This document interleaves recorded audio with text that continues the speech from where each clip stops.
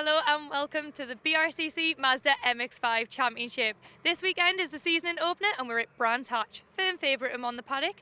However, we do have quite a large grid this year and that means a lot of new faces. So there's a lot to get through, so we're going to jump straight into it and hand it over to Andy. Yeah, thanks very much, Lyndsay. Race 1B about to get underway here at Brands Hatch. The grid headed by Owen Mills with Richard Baxter alongside. Oliver Sieg and Tom Smith are next, ahead of Michael Nibbs and Clive Chisnall, with Graham Rumsey and Alan Hawkins on the fourth row. Sam Jarvis and Matthew Fletcher round out the top 10, ahead of Ollie Jenkins and Charles Mugglestone. Tom Mallet and Ivan Leary are next, then Richard Bartlett and Jack Moody round out the top 16 on the grid. We've got over 60 cars entered this weekend for the opening round of the Mazda MX-5 Championship, which means that once again the field are split into their now customary A and B groups. The A group is made up by the top 30 or so, 31 I think it is to be precise, qualifiers. The bottom 31 qualifiers are in Group B. You can only score the maximum 100 points for winning an A race, but the B drivers still have plenty to fight for because the top 5 finishers from this race get promoted onto the A grid for race number 2. So that's what we're watching for here. As for the B drivers of the Mazda MX-5 Championship, the season gets underway here at an overcast Brands Hatch. It's a mixed start, not a good one from Richard Baxter from the outside of row 1, but from the outside of row 2 it's a storming start by Tom Smith, who will lead them into Paddock Hill Bend for the first time. Charging around the outside there, lots of changing positions in the opening corner. Let's hope they all safely get through though. Tom Smith leads the way, second place is Alan Hawkins, going for third up the inside of Owen Mills, the orange car, number 22, who started from pole position, so things not going to plan for him.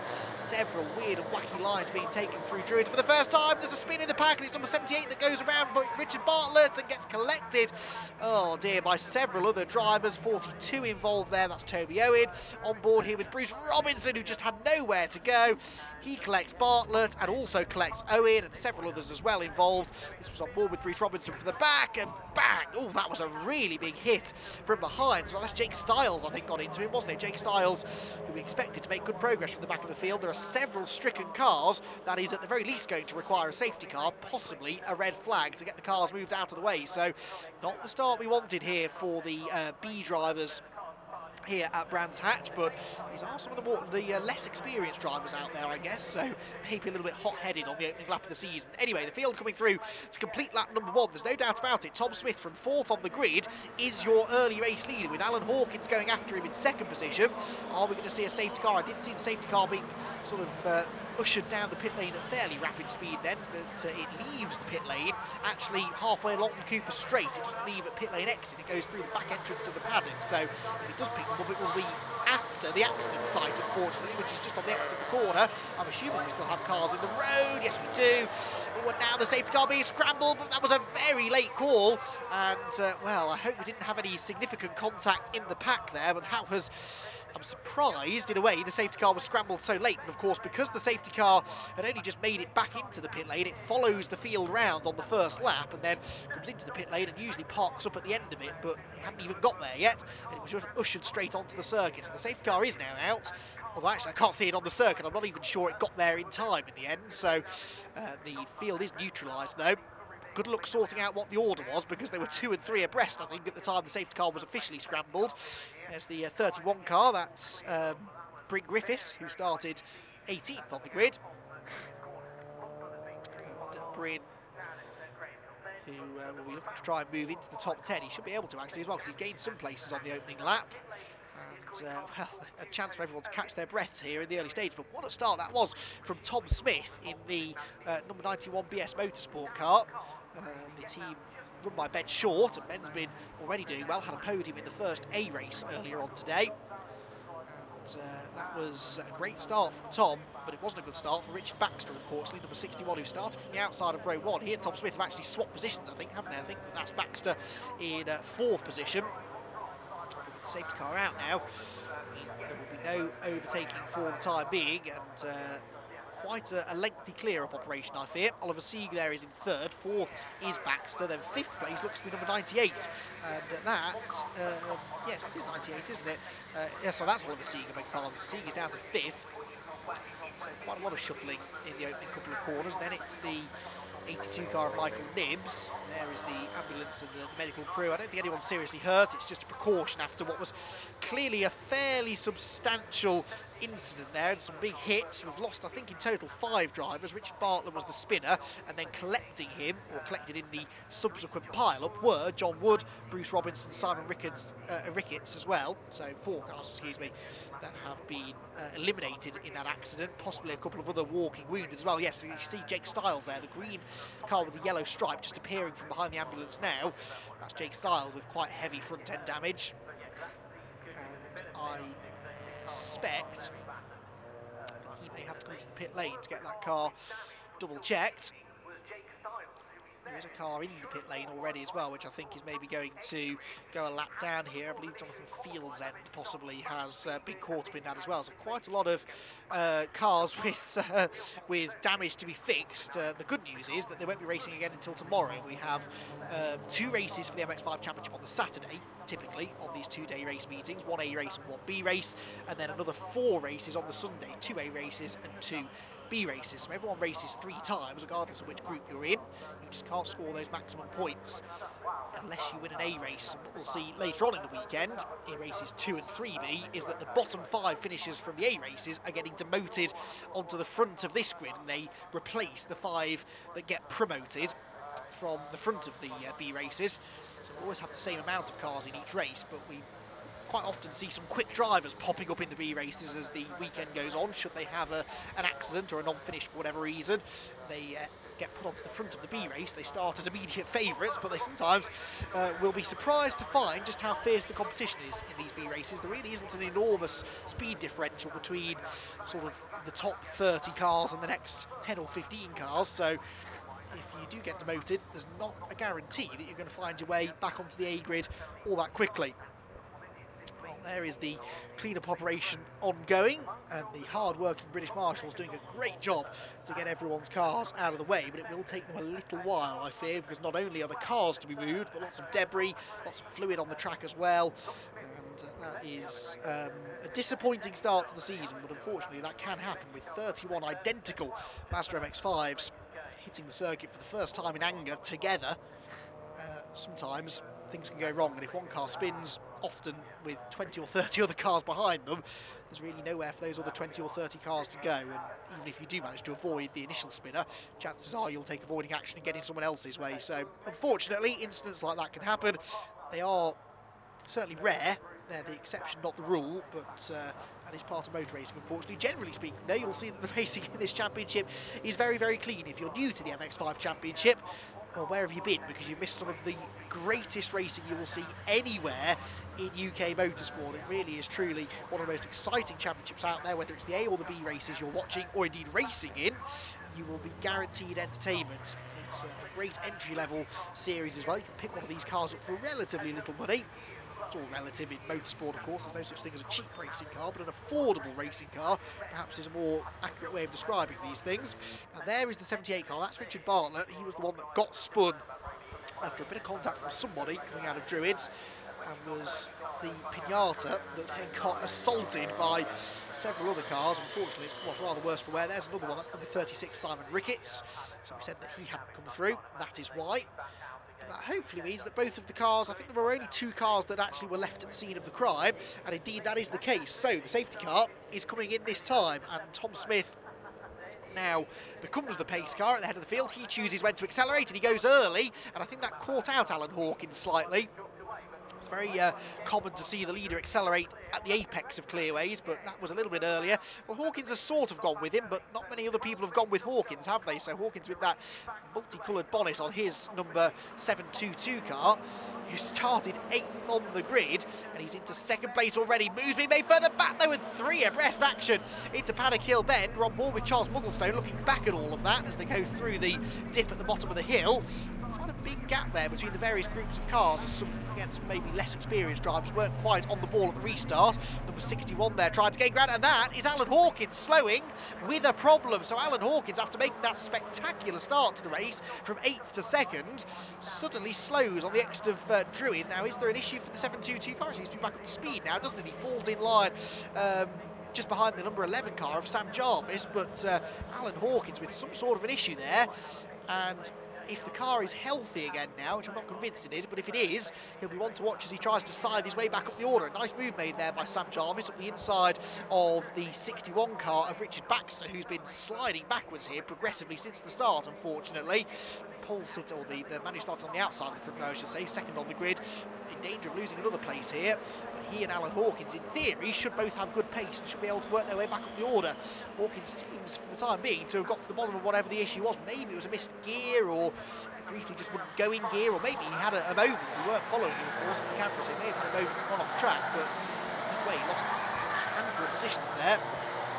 722 car with work to be done, but there are cars in front running all over the road, so he will probably feel he's got a good chance to start making more progress here. That's well, the very next car in front of him is Sam Jarvis, but in front of him is Oliver Sieg, and that would be for fifth place, excuse me.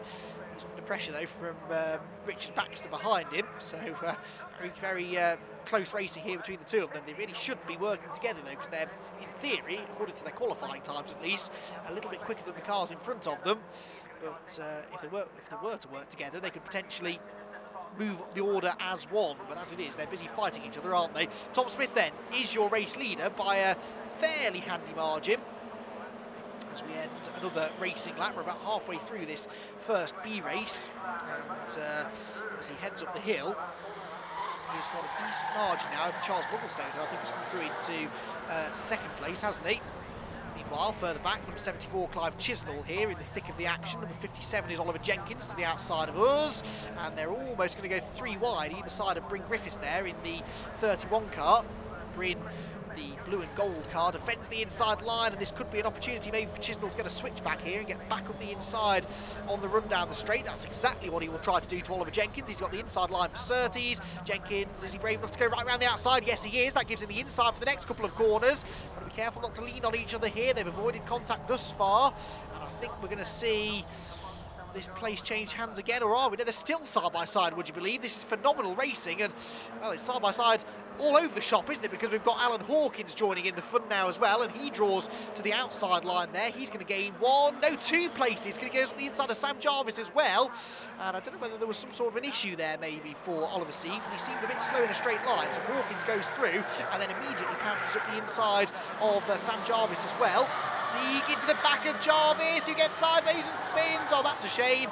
And Sam Jarvis, who was driving really well there, look at all the positions. He's going to lose a good 8, 9 or 10 positions lost in total, and that was all a bit unnecessary. I wonder whether there may be some discussions after the race. I'm sure there will be some discussions after the race, and Oliver Sieg there may find himself in a spot of bother for that one, but Jarvis continues. No real damage done to the car, but that was he will definitely feel like he was rudely assaulted there at Druids. So Alan Hawkins gaining several spots out of all of that, but the order has completely changed behind him now. There's the 45 car working its way through. Is Graham Rumsey, who started 7th, so he's lost out somewhere, possibly got caught up in whatever happened at the start. Well, he should, in theory, have started in front of the cars that were in trouble early on. Another move made there by Richard Baxter, and that is Oliver Sieg again, I think, losing another place as the 45 of Rumsey gains a position at the expense of car number 22. Positions changing all over the place here. Drop back down the hill once again. 22 Owen Mills. Now he started on pole position, Owen Mills, so we didn't really see what happened to him. He didn't get off the line particularly well, but clearly something else has gone quite badly wrong since then. Griffiths again gaining positions and losing them by the corner, it seems. It's really a topsy-turvy race, this, in the midfield at least, at the head of the field. Tom Smith continues to lead the way from Charles Mugglestone, but Mugglestone himself came from 12th on the grid. So this is the thing, if you have a bad qualifying, the beauty of this format is that you can still, in theory, get yourselves towards the front of the B race and then maybe progress into the A group later on. That's what Mugglestone will be trying to do. Across the line, we get another almost side-by-side battle. That's number 21, Matthew Fletcher, looking to the outside line. Into paddock, and just behind him the recovering Sam Jarvis, and they're both going to go around the outside of Ivan Leary, I think. Leary losing one place, well, in fact, to the outside of him went Fletcher, and now Sam Jarvis looks to the inside and actually has the door closed in his face, so one place lost, but only the one place lost there in the end. As they plunge downhill through Graham Hill Bend again. 45 car there of Graham Rumsey, now onto the tail of Owen Mills. with the novice cross on the back of his car. So Mills in possibly his first ever motor race, but certainly he's an inexperienced racer, and found himself straight away on pole position at the head of a baying pack of 30 other MX-5 drivers, and I don't really envy him that position. Number 74 there tried to take advantage of a mistake for Graham Rumsey. As Graham ran wide in front of him, there was almost a chance for Clive Chisnall to go through. There is, of course, the fight for the Masters victory in this race to take into account as well. Alan Hawkins, I think, is the lead master at the moment in the race. But, of course, the first A race won by Brian Trott. He will officially be the highest placed master in race 1, because what they do is they take the A race results and then tag the B race result onto the bottom of it. So it's all one classification of 62 drivers. And that's why you only score the maximum points for the race victory in the A group rather than the B group.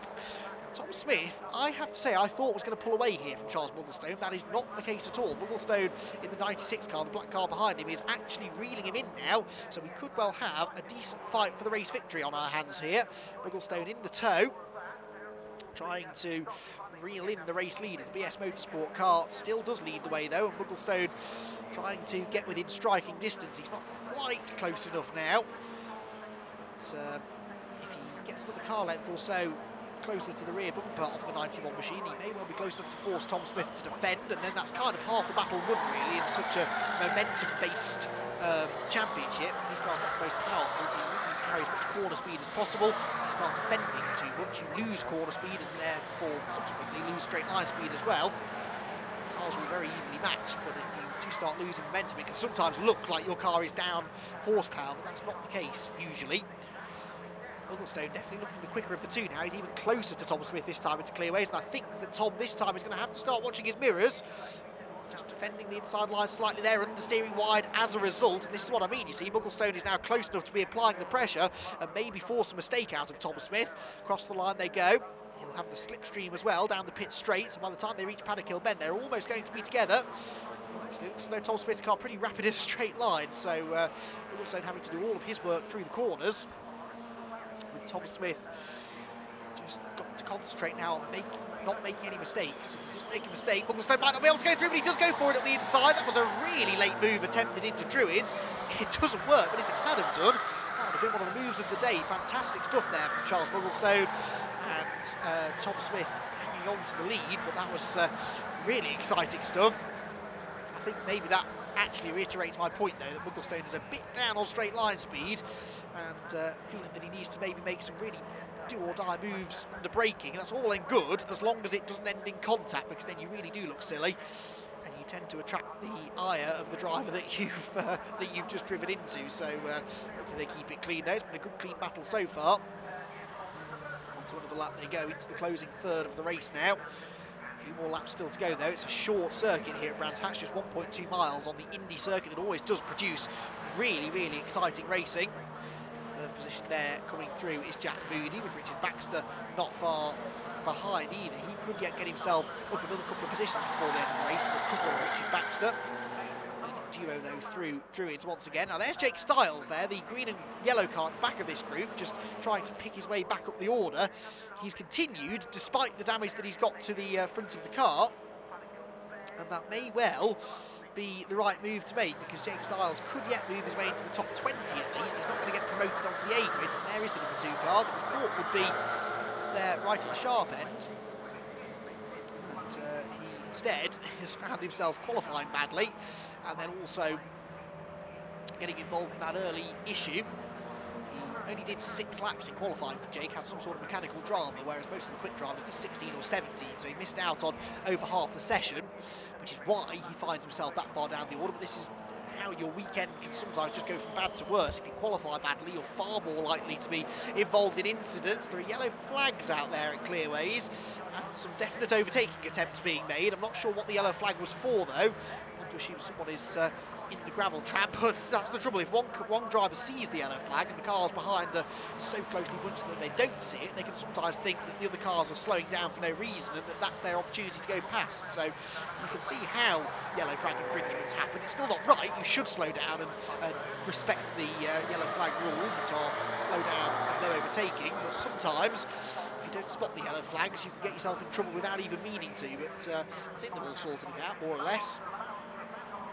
Yeah, Jake Styles qualifying badly on the B grid, no chance of really good points in this race, and then because of that damage, not been able to make his way up the order into a promotion spot as he would have hoped to do. So Styles will be looking towards race 2 tomorrow to really try and improve his weekend's prospects. He'll be certainly glad of the drop score system this weekend with our race leaders, and with traffic now for Tom Smith to deal with. That's the 68 car about to go a lap down. That shouldn't take too much doing. No, out on the inside of Ashley Heath, one of the Masters drivers, and Tom Smith, having felt the pressure from Mugglestone mid-race, is now starting to pull away again, isn't he? Mugglestone still there, he's not that far behind, within a second or so, but that means he's just started to lose the slipstream now, and that means that Tom Smith may be able to get his head down and pull ever further away. We're into the closing stages of the race anyway. Charles Mugglestone, as he completes the manoeuvre on Ashley Heath, in fact does go on to the final lap of the race, and I don't think he's going to be able to go after the race leader Tom Smith, but it doesn't really matter. It's only a couple of points difference, and the main priority for these drivers was to get themselves in the top 5 positions and promoted onto the A grid. So it looks unlikely that we will see Tom Smith or Charles Mugglestone in the next B race, because they will be on the back of the A grid, and then we'll wait and see whether or not they can stay there, or whether they can whether they get demoted back onto the B grid again later on. Down the Cooper Straight, one more back marker up the road, but Tom Smith may or may not catch it before the flag. And the BS Motorsport prepared car, beautifully prepared car as well, and they're always quick. And I think we'll see Tom Smith make further progress up the A grid a bit later on this weekend. But for now, it is going to be the first B race victory of the season, and it's going to go the way of Tom Smith. A brilliant drive. The start is where he did most of the hard work, going from 4th to 1st, and he takes the checkered flag in the first B race of the year. Charles Mugglestone from 12th on the grid, though, is perhaps even more impressively in 2nd place, with Jack Moody rounding out the podium finishes. So a brilliant victory there for Smith. Mugglestone 2nd, Moody 3rd, and Baxter 4th, with Michael Nibbs rounding out the top 5. Alan Hawkins, Owen Mills, Matthew Fletcher, Clive Chisnell and Bryn Griffiths round out the top 10, but it is just those top 5 drivers that get promoted. Ivan Leary, Sam Jarvis, Ollie Jenkins, Graham Rumsey and Joe Wilmot had exciting races. They're just outside the top 10, and the rest of them file through behind. We lost quite a few though. Andrew Barrett retired, so did Richard Bartlett, John Wood, Bruce Robinson and Simon Ricketts. They were all involved in that first lap skirmish. And of course, Oliver Sieg did finish on the road, but was later excluded from the meeting. So, unfortunately for Oliver Sieg, driving in a manner incompatible with general safety means he is excluded from the result. So, Tom, this must be a big moment for you, because you've just taken the win in 1B. Yeah, we won the race. Shouldn't really have been in the B final, I don't think. It was really nice to win, though, to be fair. It's the first ever thing I've ever won in a car, so my first weekend in the Mazdas. So yeah, pretty good. So how did you find it going around with our Mazdas? The B race is quite timid, actually. I'm looking forward to getting in with the A boys, because some of them look out of control, so I'm looking forward to mixing it with them tomorrow. So is there a game plan already in place?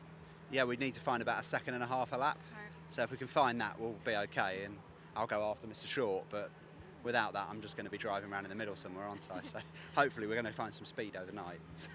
We wish you the best of luck at that, and we'll see you tomorrow. Thank you very much.